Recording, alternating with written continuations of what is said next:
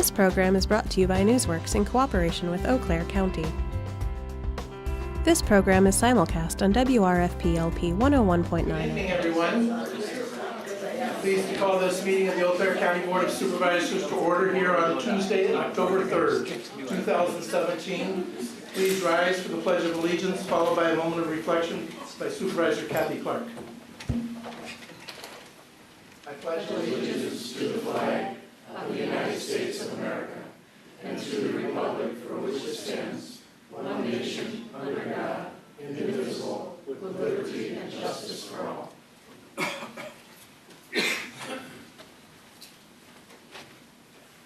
What a month September was, and it hasn't really gotten any better. I don't know what possesses people to do the types of things that happened in Las Vegas. I only know that there is a lot of hate in the world, not just in our country, but throughout the world. And somehow we have to learn to deal with that. It has gotten so easy to say and do hateful things, and nothing happens to people who do. I found a quotation from Martin Luther King Jr. that I think kind of sums up my feelings of this. Somewhere, somebody must have some sense. We must see that force begets force. Hate begets hate. Toughness begets toughness. And it is all a descending spiral, ultimately ending in destruction for all and everybody. Somebody must have sense enough and morality enough to cut off the chain of hate and the chain of evil in the universe. And you do that with love. Right now, I would like to have a moment of silence for the victims of the Las Vegas massacre.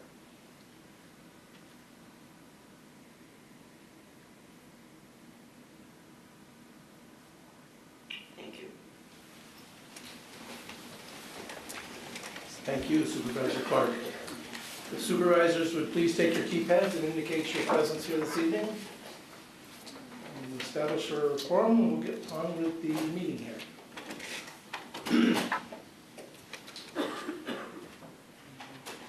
Let's see, Supervisor Bates, do that. Supervisor Conlon. Okay, so we'll do that. We have 23 present. We have a quorum. We'll move on to the journal proceedings from last month, the last meeting, September 19th.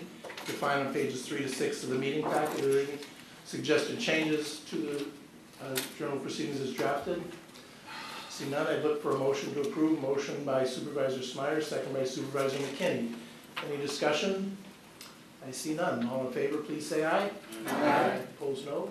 Motion carries.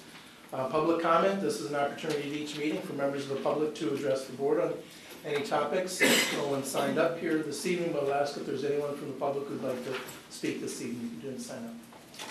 I don't see any, so we'll move on to reports of the county board, and we'll start with Sean Lett. So Sean, if you come forward, I don't know if Amy's going to join you or just yourself, but Sean, of course, is our bond advisor with Mellors and Associates, and welcome.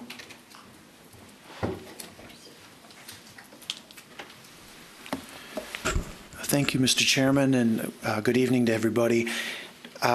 Amy and I attempted to hit everybody with this sale report, but I've got a couple extra in case I missed anyone.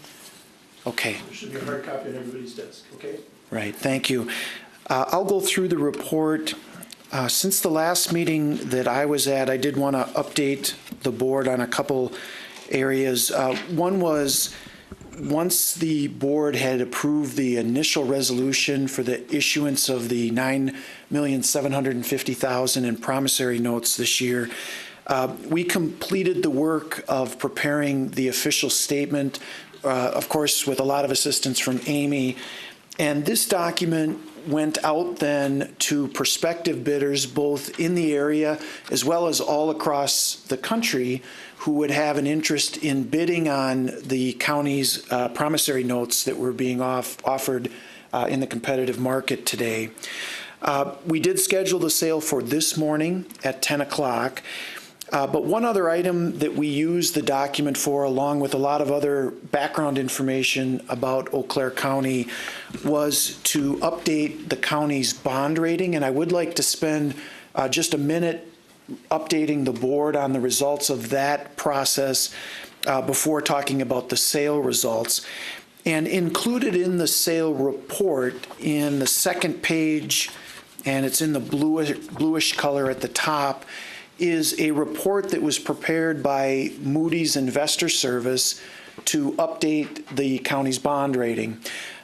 Prior to preparing the report, they asked for a number of pieces of information which we provided to them, and myself, Catherine, and Amy had about an hour-long conference call with them where they fired a lot of questions, primarily at Catherine and at Amy, and more at me, but regarding both what the county was doing with this particular debt issue, but probably more of the time was spent on what's going on in the county financially. How is the budget coming together? How is the current year's operations? So they covered an extensive area of topics in that hour, and I'm happy to report at the end of that process, they have maintained or affirmed the county's excellent rating of AA1, which I think I've mentioned to the board before is just one step below the very best rating that you could have, which is the AAA rating. The last thing I'll mention on the report is on the cover page, they also talk about what elements could potentially lead to an upgrade for the county, and also what elements could potentially lead to a downgrade. So I'll highlight those really briefly. One is that they would like to see the county be even bigger in terms of its valuation, in terms of the size. Now, that's not something that the county board has a lot of control over, but it is one of the factors in establishing a bond rating. And they'd also said that if you sustain and grow the fund balance and the liquidity of the county, that also could be a step in getting you to that very best rating. On the flip side, if that fund balance, your savings as a county, were to be depleted, and the word that they use is marked declines in reserves or liquidity, that could be seen as a weakening of the financial strength of the county and could ultimately end up in a lower bond rating. And they also mention that if the county's debt were to grow substantially, that also could be something that could put downward pressure on the rating. Why is that important? Because of the AA1 rating, you're able to get excellent interest rates in the market. If you had a less positive rating, if you're down a few steps from where you are currently, what that would mean to the county is you'd pay more in interest rates on your debt. So it is an important thing to monitor, and I think your finance committee and I know your staff are paying attention to this and looking at it as the county considers debt issues this year and into the future. So with that really good news, we did conduct the sale at 10 o'clock today. And if you can go a couple pages back through the end of that Moody's report, you'll come to a page that at the title of it says bid tabulation. We received 6 bids this morning for the county's $9,750,000 in promissory notes. And you look through the bid tabulation, you'll see those different bids. The best bid was from Baird out of Milwaukee, and as you look at the list, they had a lot of partners. That's called a syndicate that they built for the for proposing the interest rates and the costs that they did. How we compare the bids on behalf of the county is we compare the true interest rate. And the rate that is proposed by Baird is 1.76%.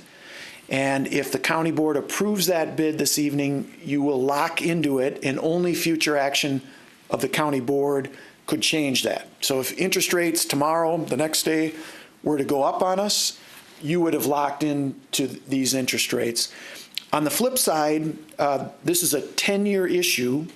The first 7 years of it, we do not have the ability to prepay, but the last 3 years, the county would have the opportunity to prepay. So in the future, if lower interest rates were available, that option would be there to you starting in year 7.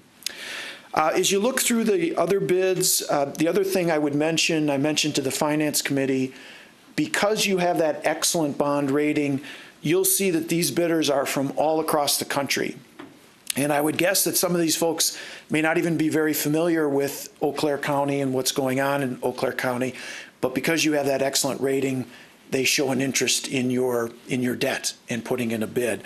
And you'll also see that the bids are very, very competitive. So I think you are recognized by a wide swath of potential bidders as having an excellent financial condition and being worthy of putting their money and investing it into the county.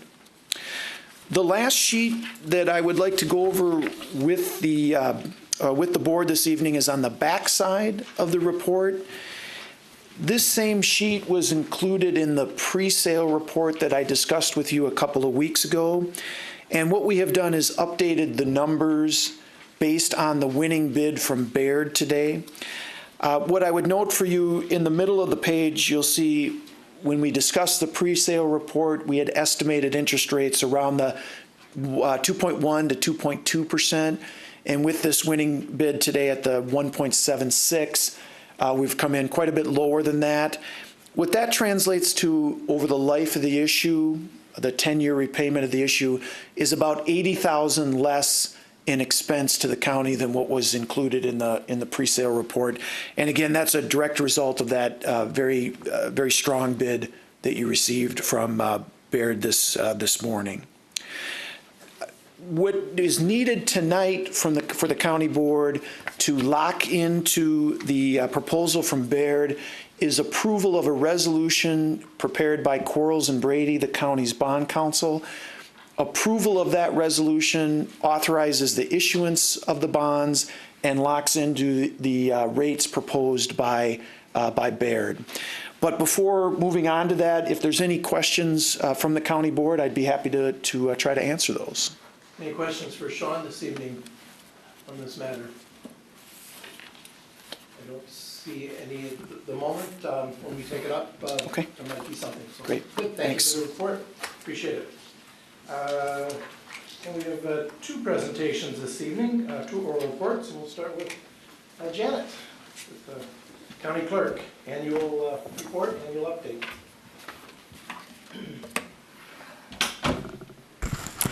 Hi, tonight I'd like to introduce you to the new voting equipment that we're going to start using in 2018. They're both from Election Systems and Software. This is the ballot reading, and this is where your totals will come from on this machine. And I've got it sitting over here too. It's just not in workable order, so if you want to look at it later, you certainly can. The other machine is the ADA compatible machine that every polling place needs to have after the 2006 election. That's required in every polling place. And on this one, it's a touchscreen. They'll make their choices, and once you're done, it'll show you what you voted on, and then you'll have to put a small little ballot in there. It'll print your choices. You'll take it over to this machine and put it in to be read. So there'll be just one total tape. We needed to make a change in our election equipment because the Eagle that we use now, which is where most of you put your ballot into, is going to be decertified by the state. The company that would fix them and keep them in running order was no longer able to get the motherboards for them. And so that's why I started the change about a year ago. But about 2 weeks ago, the state said they would decertify them after 2008, or would not after 2018 be able to be used in Wisconsin.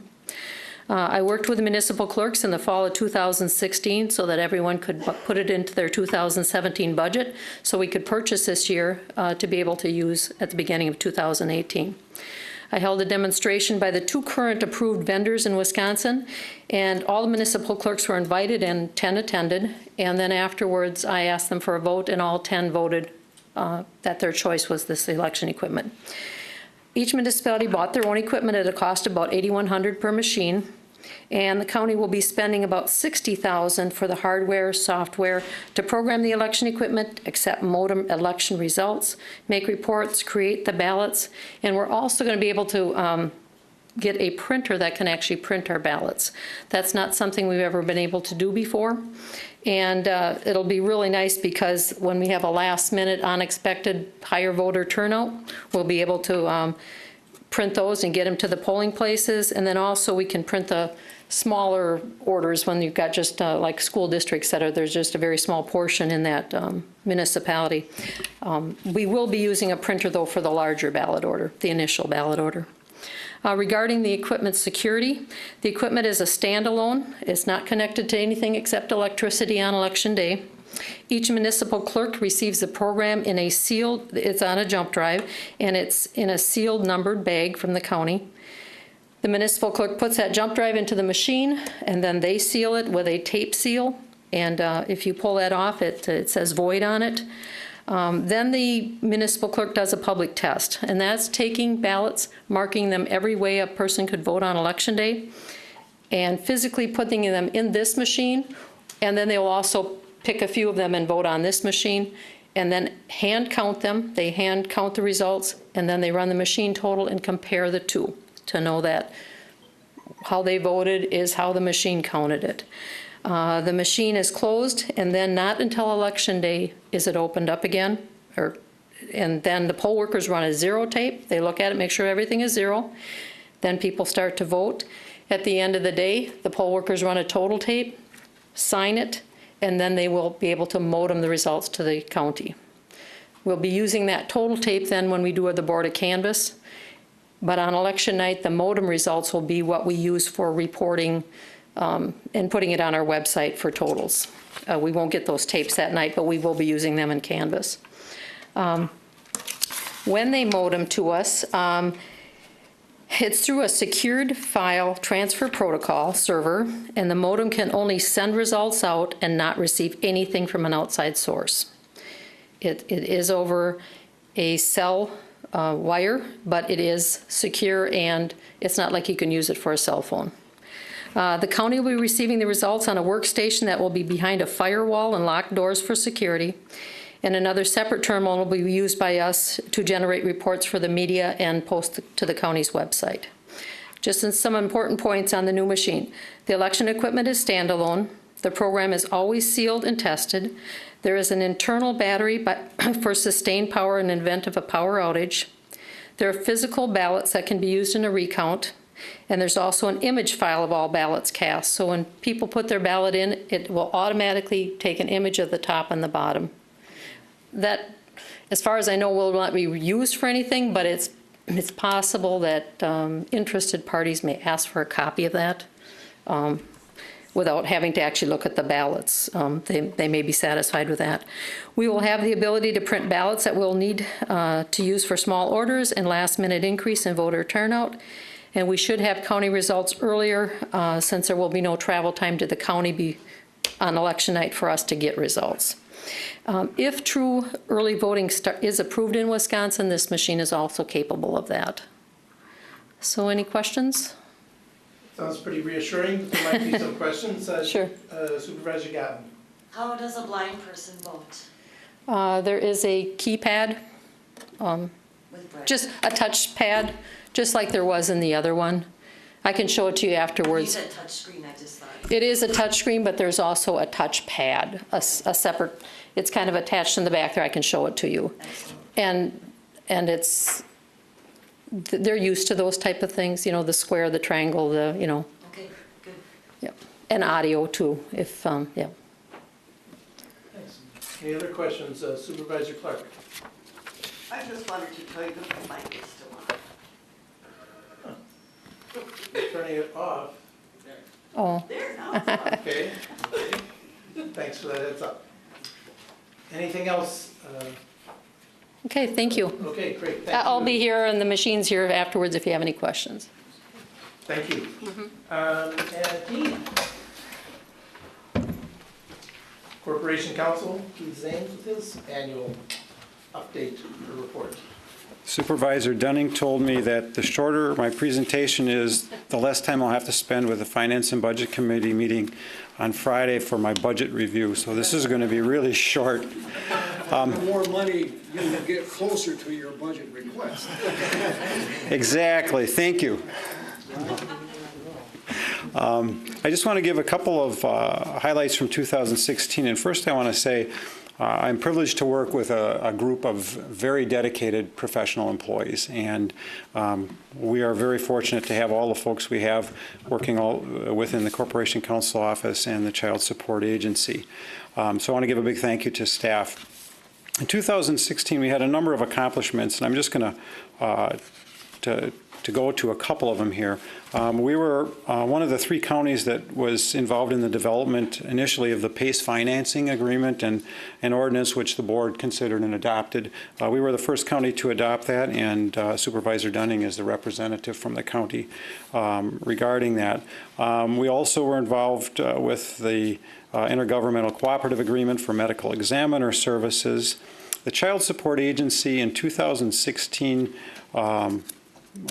collected almost $15,200,000 in collections. And additionally, almost another $200,000 went to the Department of Human Services for reimbursement of the cost of foster care. That's a great record.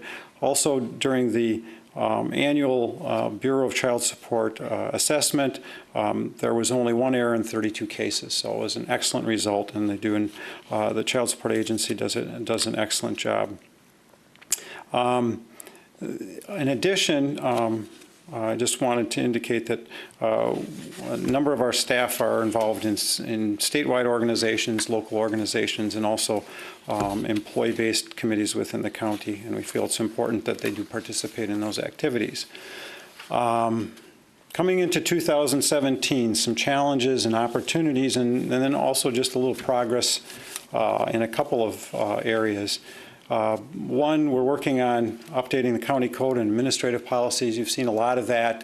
You'll see a lot more next year. The goal is that the entire zoning code is going to be updated, and that's going to be primarily P&D staff with some support from us, and the Planning and Development Committee will have an awful lot of work ahead of it during that process. We had the successful implementation of e-filing for child support cases this past year. We got great training from the state, and it went very, very smoothly. There is some time involved in that, we found, but it works very well. We also did an internal streamline of our process for initiating termination of parental rights cases to make sure that we had all the information we needed the first time we got it, so we could process those cases faster. We were involved in the Confluence document review, which basically was to review all of the documents, all the necessary documents associated with the Confluence process to make sure that the county could release its funds. We also, our wellness committee was restructured, and there's a new process in place, and we feel very positive about that. The number of people participating has increased, and the number of activities that have been offered have increased, and we're certainly hoping that those efforts will have an impact on health insurance prices in the future. Last Friday, the HR committee opened negotiations with the non-supervisory deputies for a successor agreement that runs out at the end of this process, and I'll be providing assistance in that area. In case trends, a couple of things. Our Chapter 51 mental commitments are up slightly over last year. In those statistics, though, we also see a second year where we see a substantial increase in juveniles that are coming into the mental health system through commitments, which is concerning. There remains to be a shortage of psychiatrists in the community, and accessibility sometimes to treatment providers. In our guardianships and protective placements, we're also seeing in the last 2 years an increase in the numbers of those cases because people are getting older. and many of the people that are involved with those cases are older people that have dementia or Alzheimer's disease. One of the things that I wanted to do to say to everyone, the one thing you can do to avoid having to go to court through this whole process is make sure that you fill out your power of attorney for healthcare form and your power of attorney for finances forms. You can get them at the ADRC, you can get them online, they're Wisconsin forms, you can work with your attorney to put those things together, but that can save a lot of heartache, and it can also save a lot of the process that we're required to go through when we have to do guardianships and protective placements. Having said that, there are, in certain cases, families that just can't or won't be involved in that process with their loved ones. That means we have to get involved. And sometimes there's powers of attorneys who won't actually act, which also might get our involvement. And our involvement means our involvement in the Department of Human Services in those cases. For our child abuse and neglect cases, meth use continues to be an issue. Not quite as high as it was. A little under a quarter of the cases that were filed through July this year involved meth. In zoning, one of the issues that's been identified is how do you regulate Airbnbs, because when our zoning code was written, there was no such thing as an Airbnb. Thank you. Thank you for that succinct report and covering a lot of territory, so to speak. Any questions for Keith this evening? He's reachable any time, of course, 24/7. His cell number is, and for the public, 715. Okay. Thank you very much. Judge Gabler, that's right. Great. Let's see. Announcements this evening. Supervisor Bates. Thank you. I'm announcing the birthday of Kathy Clark. Hey, all right. We brought cupcakes for everyone in the back somewhere, but I don't see them. You meant to, okay. Okay, thank you.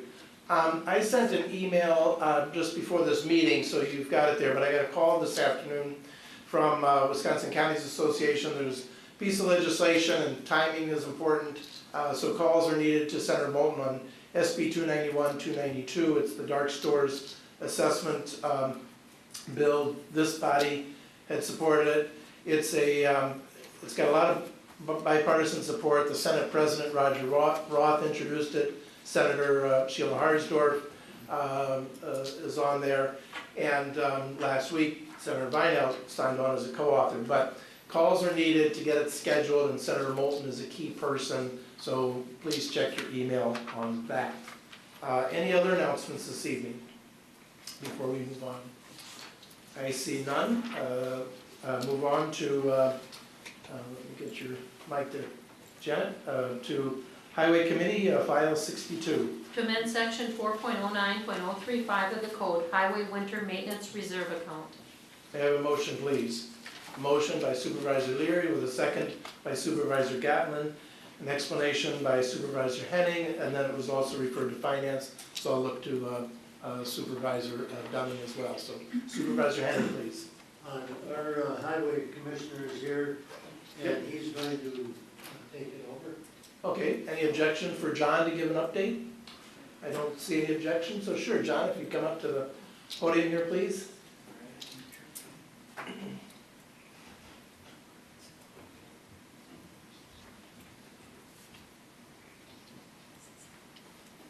Almost there. Good evening. Good evening. All right. Before you tonight is a topic on winter maintenance funding. And there is an existing ordinance that currently caps the winter maintenance funding to a $220,000 fund balance. And that current cap is what has been discussed at the Highway Committee. And the Highway Committee reviewed 5-year cost data, which has been shared with the Highway Committee and Finance Committee. And the Highway Committee, we recommended a $1 million funding cap due to the past historical data and winter costs that we've had. In 2000, well, in 2012, funds were sent back to the general fund from the winter maintenance fund. So there was funding above the 220, about 100 and, let me look quick, just so you guys know the history there. $131,000 was transferred back to the general fund in 2012. And then in 2013 and 14, we had winter expenditures of $1.3 million in 2013 and $1.5 in 2014. Our budget for winter maintenance is $800,000. And that's basically our levy funds that are split between summer and winter maintenance. So we were in the hole, well, we had a deficit of $300,000 in 2013 and then $442,000 in 2014. We had another, in 2015, we had a lighter winter of only $500,000, but we were still $12,000 in deficit yet. So looking at the numbers, and if we were to have another harsh winter, we would have been hundreds of $1,000s in deficit because of the current ordinance. So what's before you today is a recommendation from the Highway Committee for $1 million, and that's based upon the data here where we were $705,000 over, or $755,000 over, and the Finance Committee has recommended $750,000. So we're just basically between the data we have. If we have 2 bad winters, we're over $750,000.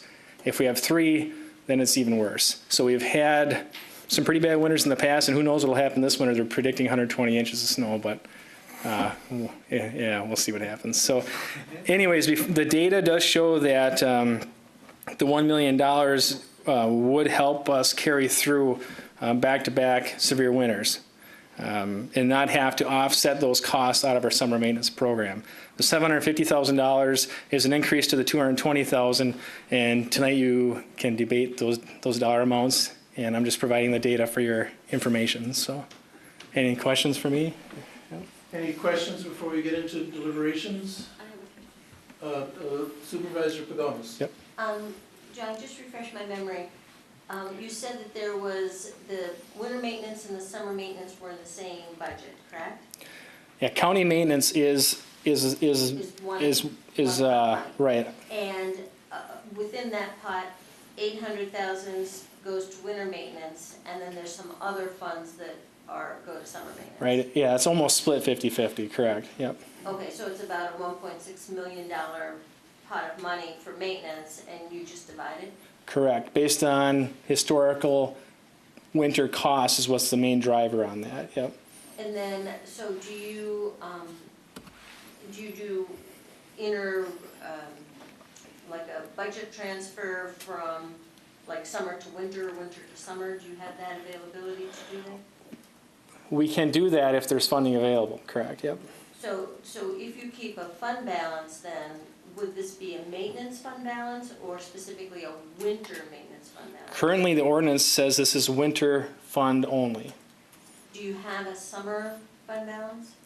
No, we don't have we have a fund balance account. In this case, we're specifying that these funds can only be used for winter maintenance in the ordinance. So we have a fund balance account for county maintenance, and we could use that if we had fund balance available towards those costs, right? So is the fund balance account for maintenance empty? Is it zeroed out?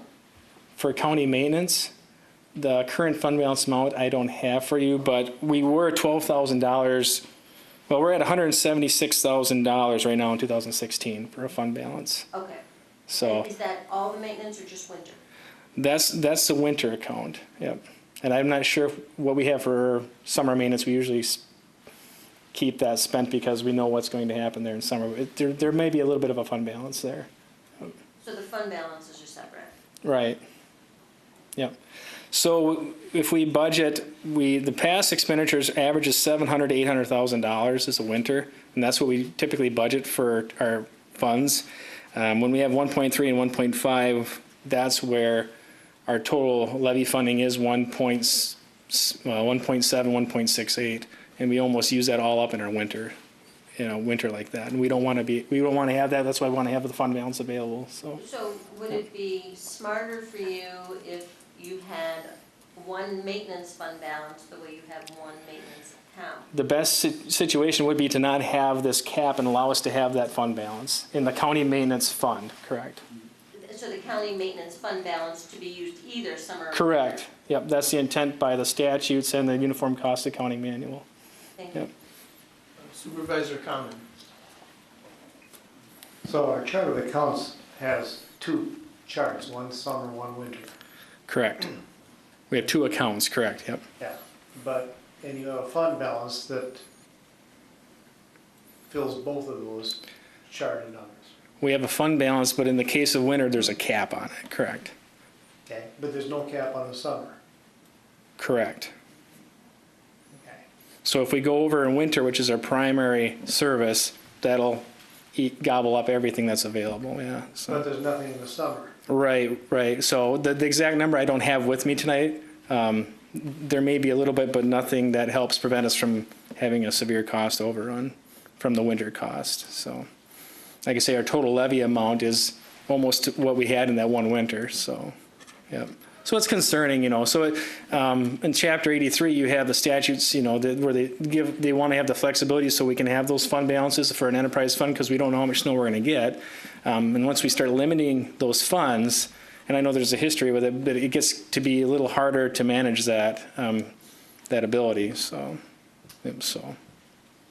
Yeah, Supervisor Anton.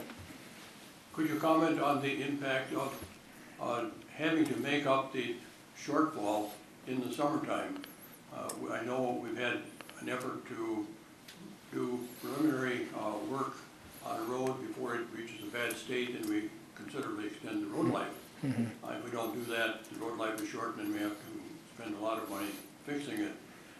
There's an economic aspect of not doing work on an early point with the summer roads, and if we have to take the money out, then that would impact that. It would also, of course, give us roads that aren't as good as they should be, and that has a long-term impact in terms of encouraging companies to come here or stay here or expand here.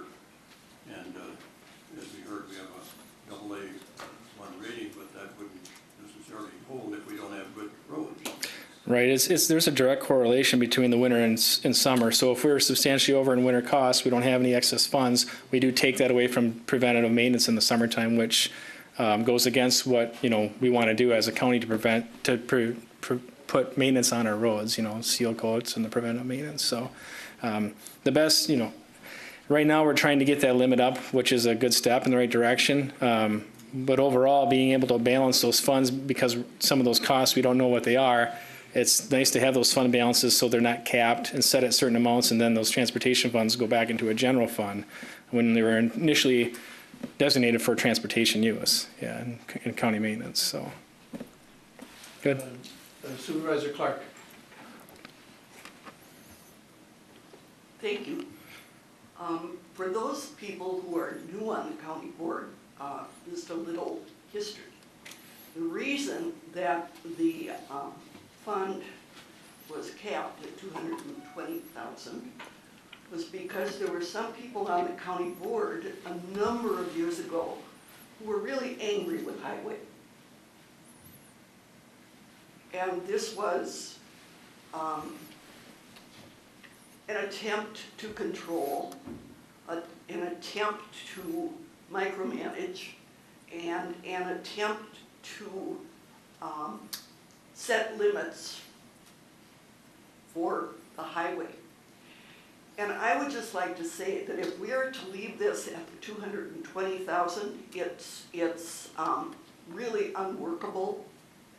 2 years of harsh winters were extremely, this is before John got here, but he's having to deal with some of it, were very difficult for the department to deal with.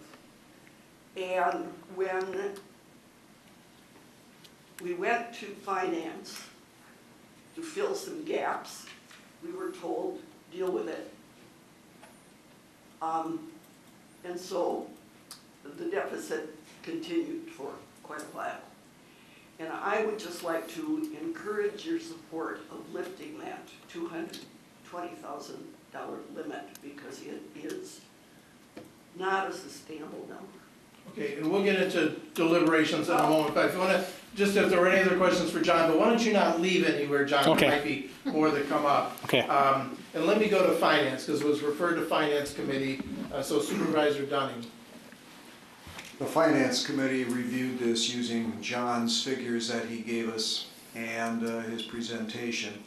And in the process of discussion of that, looked at it and said we are uncomfortable with going to the $1 million, but we recognize that the cost of everything has increased since that $250,000 was put into place, or the 220, whatever it was, and recognize that. But then that's why we felt that the $750,000 was closer to a figure that would be comparable to when this was set.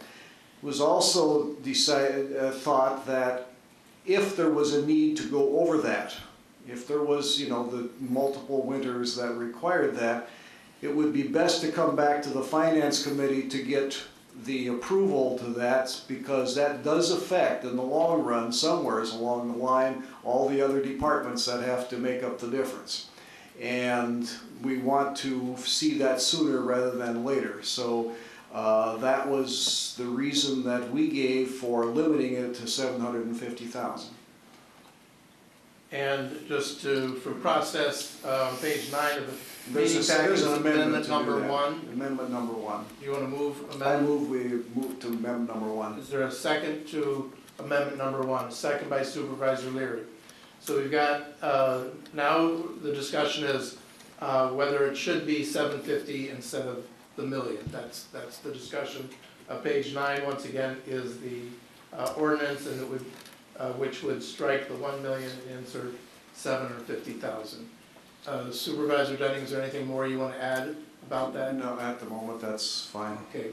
Discussion on the amendment, Supervisor Gibson. Okay, thank you. I guess my question is when you reviewed this in finance and budget, how did we come up with the 750,000? Was this an average over 5 years, 10 years, as to what winter maintenance costs were? It was based on probably an estimate of what the cost of money would have been from the time the 250 was put to 750. Supervisor Chilson. Thank you, Mr. Chairman. We've talked about this a tremendous amount at the Highway Committee. In my time, there's been questions asked about a summer fund balance. In my time on the Highway Committee, there's never been such a thing, because we've always had to use it to cover the deficits of the winter maintenance that we've been shorted. Going back a few years ago, and I don't even know what year it was, probably 3-4 years ago, we went into November 1st with a winter maintenance balance of less than $2,000 for the department.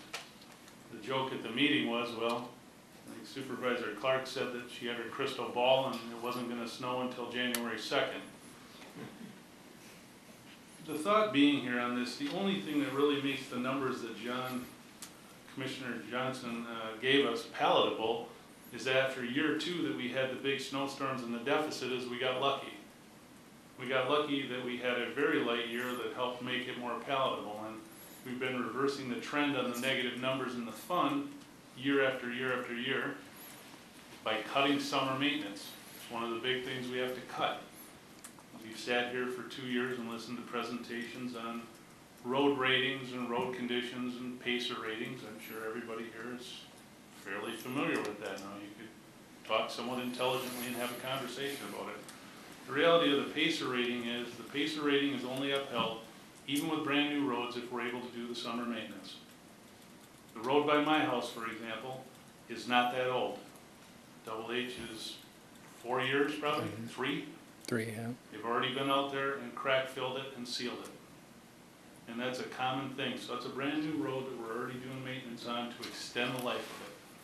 So what we're doing here, by holding down the amount on the winter maintenance, should we need it, we know where we're going to stopgap it. The stopgap is going to be the summer maintenance. And when we cut back on summer maintenance, we all know what happens to the money that we've invested in our road systems.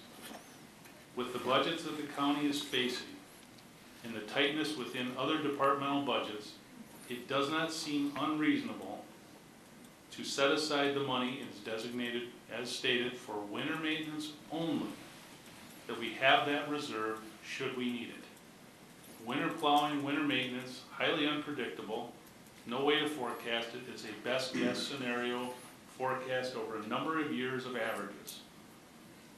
Again, going back to the 2 years in a row where we had the big deficits, the only thing that saved us was year number 3 was extremely light. I intend to vote against the 750, I think $1 million, after extensive discussions in the highway department, committee meetings. That's why we brought forth that number. It seems to make financial sense. And I think it's just good fiscal policy. Thank you, Supervisor Leary. Thank you, Mr. Chair, and at the Finance and Budget Committee, I'm the one that had made the motion to reduce it to $750,000. And my reason was, when this figure was first put on years ago, I had been on the board, I think, about 2 years at that time. And the cap was put on because they kept running great overruns. And so, as Supervisor Clark had mentioned, some had tried to micromanage it, and it has not been changed in many years. So the thought is that, yes, we understand it needs to be increased, but at the same time, we'd like it to be increased as frugally as possible. The second point, then this was raised at the Finance Committee, they keep saying they need the more money for winter maintenance, but the issue is the summer maintenance. If you need money for summer maintenance, come to the Finance Committee and ask for summer maintenance money, instead of just asking for increased winter maintenance. So that was where we came up. It's just the idea that we would rather you come back to the Finance Committee and ask for additional money, should it be needed, rather than just saying, yes, you can go up to $1 million. Thank you. Supervisor Bates. Thank you, Mr. Chair. I guess I have a question in regard to what our general policy is going to be in regard to fund balances in departments. Because I think over the years, the policy has been that we wouldn't have a great deal of money sitting in departments in accounts of this type. And that actually the general fund would be the resource for undue expenses that would come up. My concern is not in appreciation of what you're having to face within the highway department. My concern is if this is going to come from within the other budgets, what does that mean?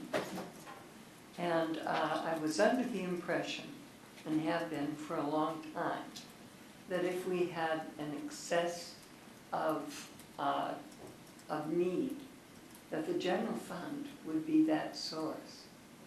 So is it feasible that you might be able to have a lower amount with the knowledge that if it isn't adequate, you go to the general fund? Because certainly a snow emergency is just as valid a reason as any other departments. It's something unanticipated. Thank you. Other discussion concerning the amendment? Supervisor Henning. I've had a request to speak. Yeah, because I had your mic on and I realized that might have been the thing, so I took it off. So that's my fault. Because you were chair of the committee, I usually keep your mic on and I don't see that request. So Supervisor Henning. Okay.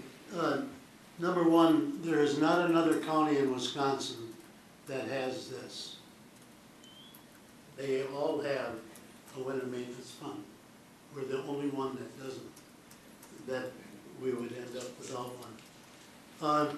In far as coming back, I'm in my 16th year here.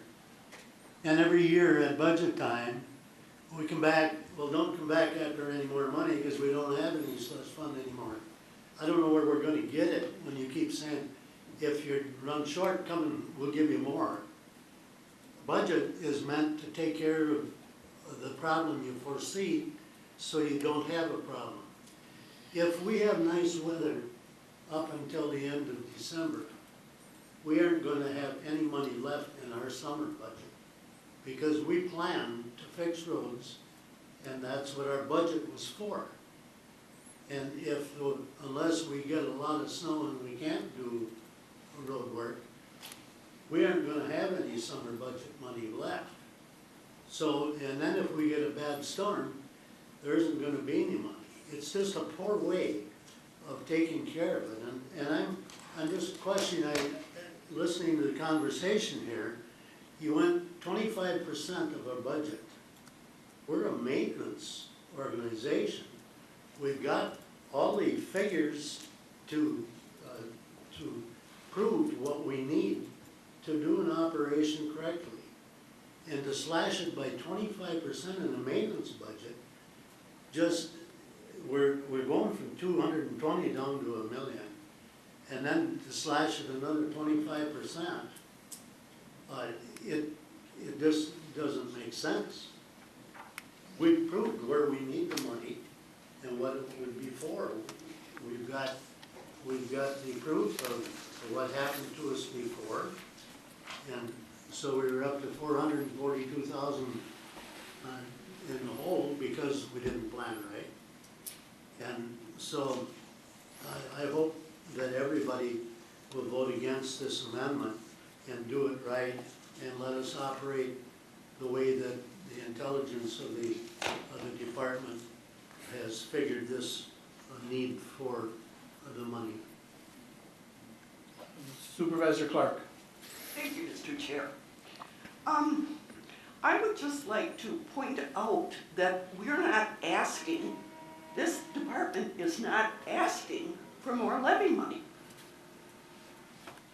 What the department is asking for is to keep unused levy money to cushion the blow on heavier winters. It's not like this money's coming off the top of our, of the budget. It's an opportunity to build this fund up so that we don't run into, and we may still run over. I mean, the two bad winters, we spent more than $1 million on winter maintenance. And it's important that we have money available, and it's not new levy. It's keeping the money that has already been levied for highways. I would urge you not to support the amendment. Supervisor Dunning. Well, I was hearing two different things here in some of the discussion, that the only source of money for winter was the $1 million. And that's not the case. Excuse me, you have an $800,000 budget for winter, is that correct?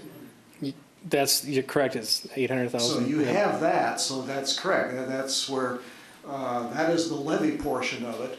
And the thing that we're limiting is how much you get to keep as a reserve for the unexpected.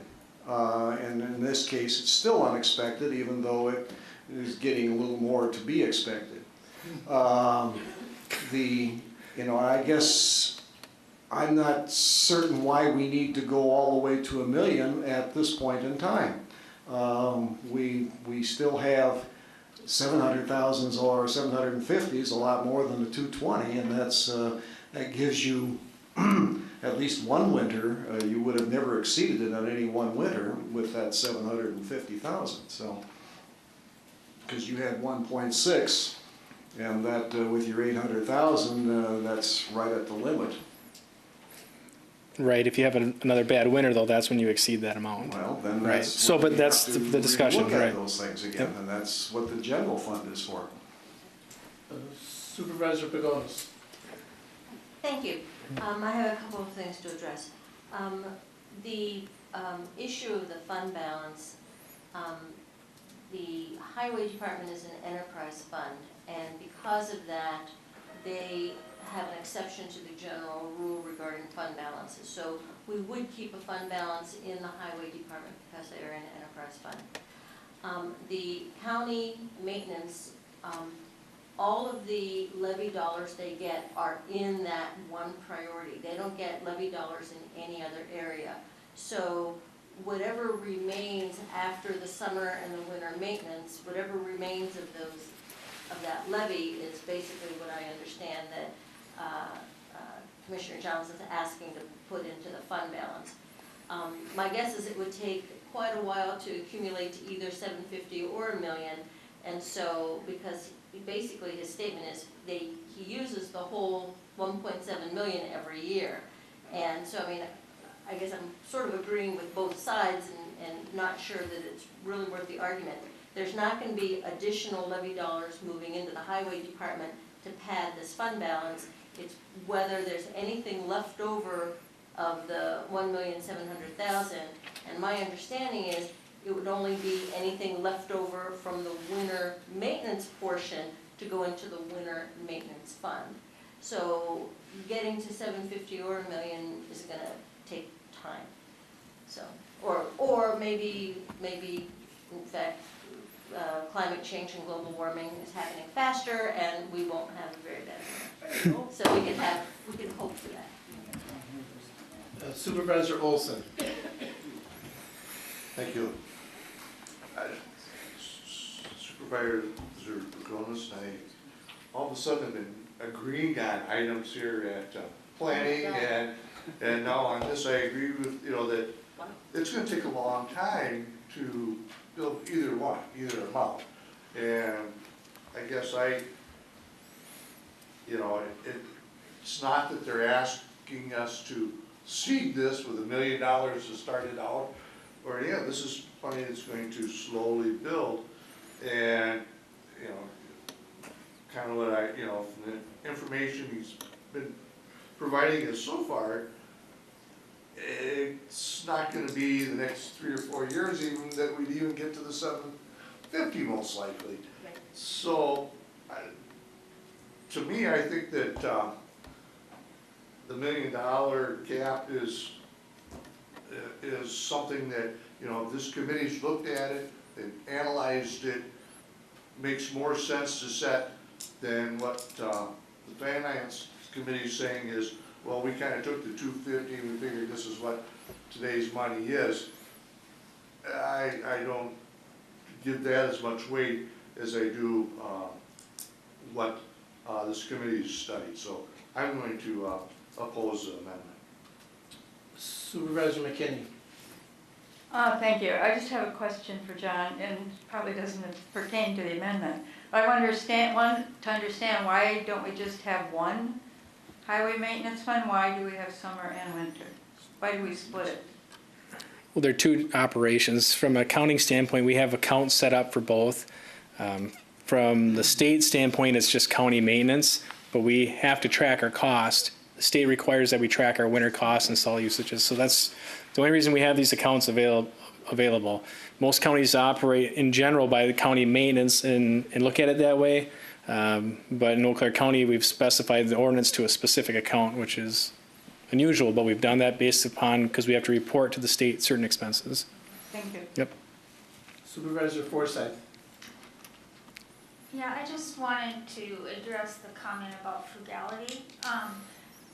Sitting on the highway committee as I have, and listening to really excellent reports by our highway commissioner that really educate us in terms of what's being done and all the different new approaches he's trying to make the dollars go just as absolutely far as they can. I want to say that frugality is already happening all the time in the highway department, and if there's an implication that if he didn't have the limits, he'd go out and plow all the time beyond what was needed for the health and safety of our citizens, that are, I just want to say that's not the case. Frugality is alive and well in the highway department, and I believe great strides are being made with all kinds of new technologies and so on. So I don't think that there should be a question about frugality and not paying attention to that.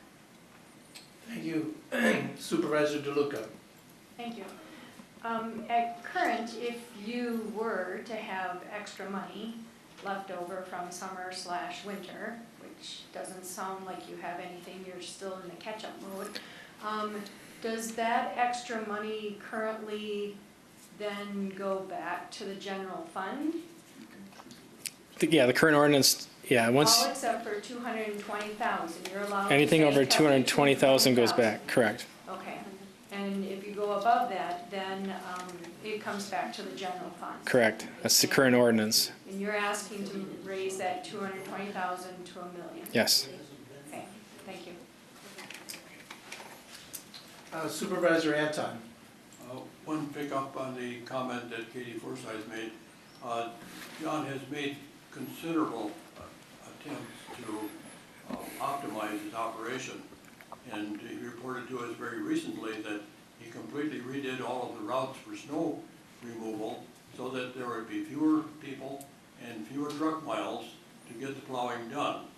So it isn't as if we're out just plowing snow willy-nilly. It's an attempt to be as efficient as he possibly can.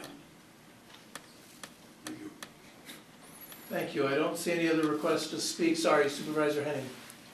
I want to call your attention to the fact that that it doesn't have to snow to use up our account. If we get say the weather that's going to freeze, we have to go out and treat the roads, and that comes out of the center, the fund for winter maintenance. And that last year was really bad for us. We were out there a lot in the months before the end of the year, and it ate up a big part of our budget. But those are things that happen that aren't related just to a snowfall and where you're going out plowing. You have to treat these roads and take care of them, sand them and treat them before the snow comes or the cold weather and freezes so that you don't have accidents. So it's more than just snow plowing. So it's a whole program, and we can't just look at it waiting for the snow to use up our money. Thank you. I see no other requests to speak. Let me state the motion before us. It's a motion to amend, which would change the $1 million figure to $750,000. So if you please vote at this time, whether you're supportive of that amendment to change from 1 million as the cap to 750,000. And that motion is defeated, 9 yes and 15 no. So we're back to the main motion, which has not been amended. Other discussion on the on ordinance 62, amending the section concerning highway winter maintenance reserve account. I see no other requests to speak. It appears you're ready to vote, so please vote. The motion once again is to amend the account, which would change the balance threshold from $220,000 to $1 million for the highway winter maintenance reserve account. Whoop, I lost that. But that motion passed, thanks. 20 yes and 4 no. Okay, thank you. Moving on, file 56. To amend section 3.20.090C2 of the code, compensation of other officials. May I have a motion, please? May I have a motion, please? Supervisor DeLuca, second by Supervisor Olson, and Supervisor Dunning, please. And Commissioner Johnson, thank you very much for your input and contributions. Appreciate it. This is to compensate those folks who are involved in the elections, recounts, etc., and it changes their rate from $8 to $15. And it has in your paperwork, it tells you what the cost is for the year. $70 for one election primary, and in a 2-election year, it's $322. Thank you for the explanation, Janet's here if anybody has any questions or discussion on this motion. Any questions or discussion? I see none. It appears you're ready to vote, so please do so on file 56. The motion is to amend section 3 of the code as discussed, file 56.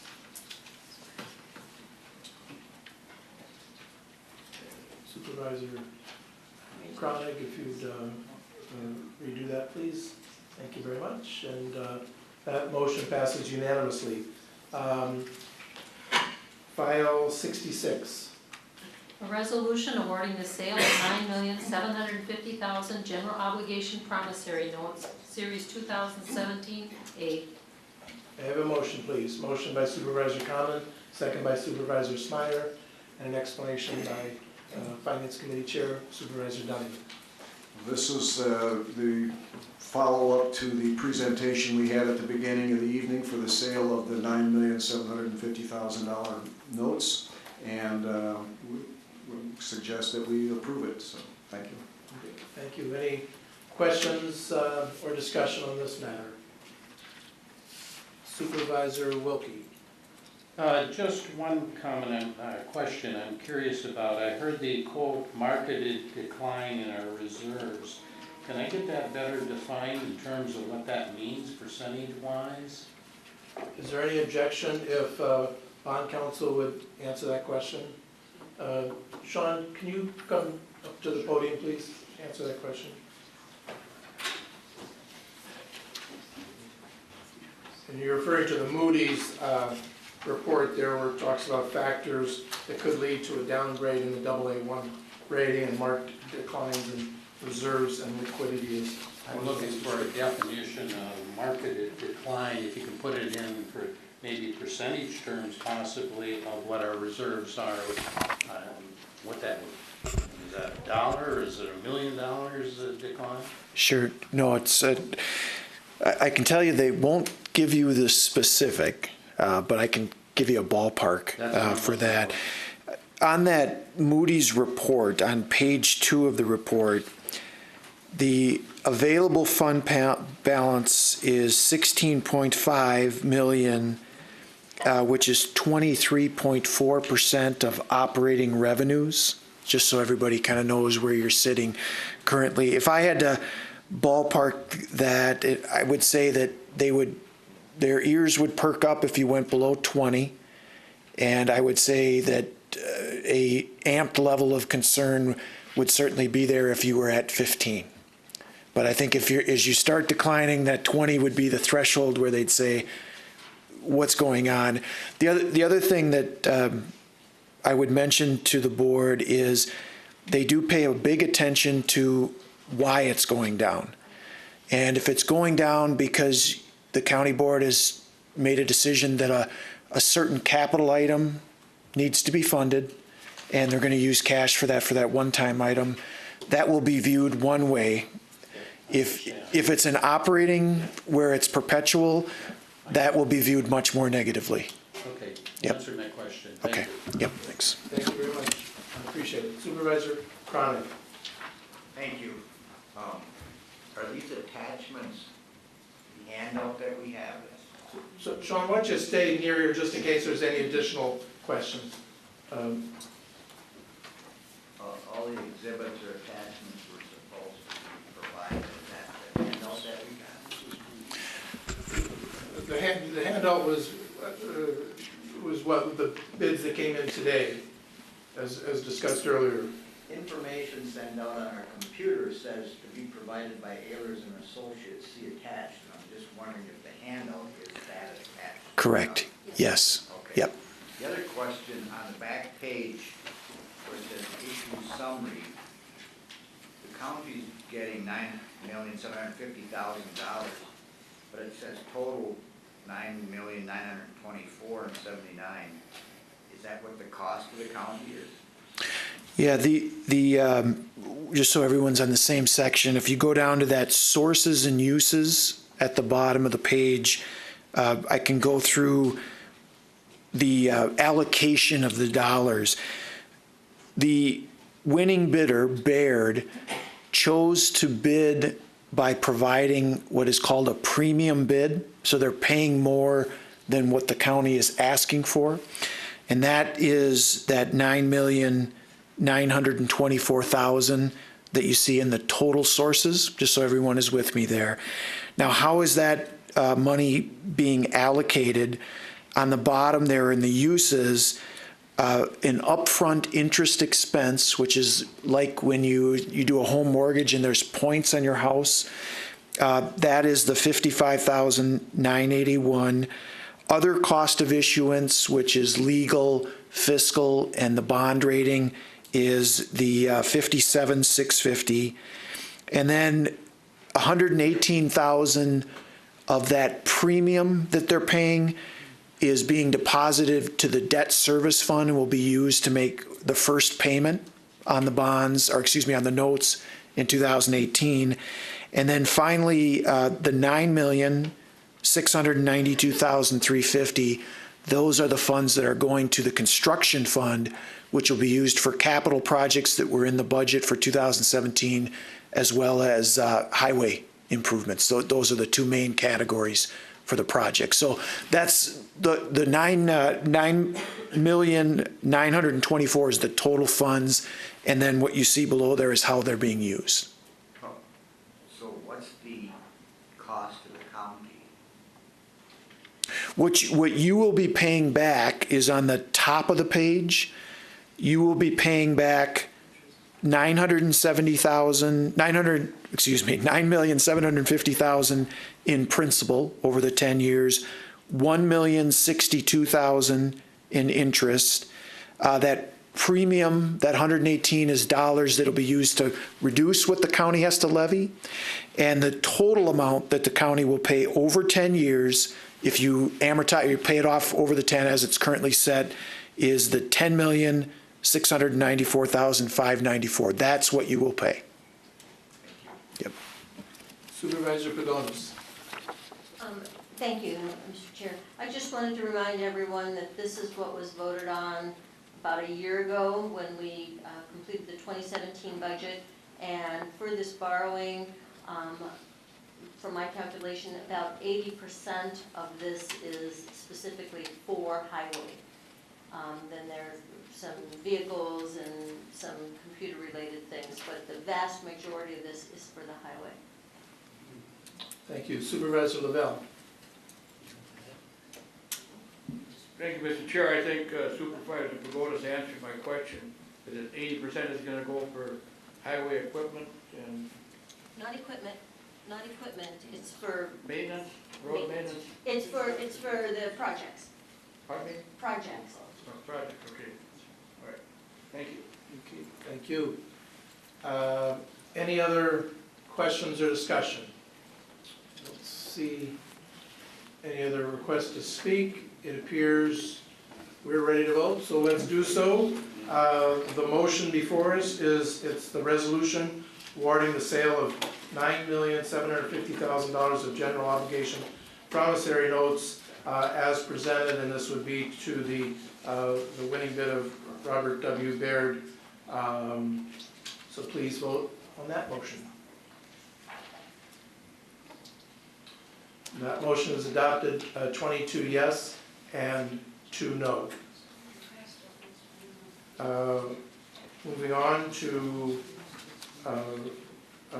the report of the committee. You want to read that, please? This is a report from the Committee on Finance. This is a report from the Committee on Finance regarding the Village in Fairchild and the Town of Fairchild's library exemption request, and they are recommending that it be granted to them. May I have a motion, please? Motion by Supervisor Bates, second by Supervisor Gibson, and an explanation by Supervisor Dunn. This is a reoccurring resolution that we do every year to exempt the town and city or township of Fairchild from the library fund because they feel their usage is not what it should be. So. Okay, thank you for the explanation. Any discussion on this? I see none, so please vote. The motion is to support the Finance Committee's recommendation that the library exemption from the county tax levy be granted to the Village of Fairchild and the Town of Fairchild. That motion is adopted, 23 yes and 1 no. We are at the end of our meeting. Thank you, everyone. Meeting is adjourned. We'll meet 2 weeks from tonight.